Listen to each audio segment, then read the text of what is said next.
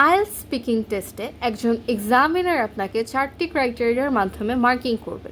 First of all fluency, secondly vocabulary, thirdly grammar and last but not the least pronunciation. আজকের ভিডিওতে এই 4টি criteria নিয়ে আমরা কথা বলবো। আমাদের আইএলটিএস স্পিকিং সেকশনে 4টি ক্রাইটেরিয়া রয়েছে, যার মাধ্যমে আপনাকে জাজ করা হবে যে আপনি ঠিক কত ব্যান্ড স্কোর পেতে পারেন। ফার্স্ট অফ অল রয়েছে ফ্লুয়েন্সি।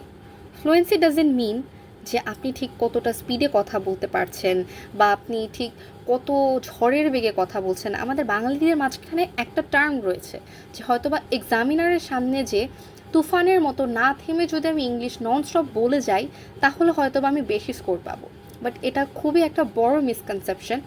ফ্লুয়েন্সি কখনোই স্পিডের সাথে আমরা অ্যাসোসিয়েট করতে পারি না, দুটো ডিফারেন্ট টার্ম। ফ্লুয়েন্সি মানে হচ্ছে এই যে আমি এখন সহজ সাবলীল বাংলা ভাষা কথা বলে যাচ্ছি, এই সুন্দরভাবে প্রত্যেকটা ওয়ার্ডের পর ওয়ার্ড একটা ডেফিনেট একটা গ্যাপ দিয়ে কীভাবে আমি একটা শব্দ উচ্চারণ করছি, সেই জিনিসটা হচ্ছে ফ্লুয়েন্সি।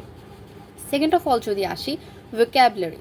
দ্যাট মিন্স আমি যখন একটা টপিক নিয়ে কথা বলতে যাব, সেই টপিক সম্বন্ধে আমার ঠিক কতটুকু আইডিয়া রয়েছে, আমি সেই টপিক সম্পর্কে কতটুকু জানি। আমাদের থার্ড যে ক্রাইটেরিয়া রয়েছে, যেটি মেনটেইন করা হয় খুব বেশি, সেটা হলো গ্রামার। এটা এমন একটি সেকশন যেই সেকশনে বা যেই ক্রাইটেরিয়ার মাধ্যমে যে স্পিকার থাকে তার সবচাইতে বেশি ভুল বের হয়ে আসে।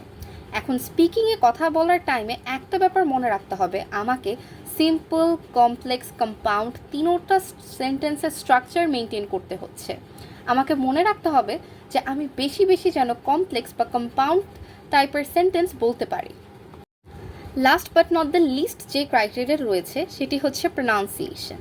প্রত্যেকটা শব্দে কিভাবে আমি প্রনাউন্স করতেছি সেটার উপর আমার মার্কিং ডিপেন্ড করছে।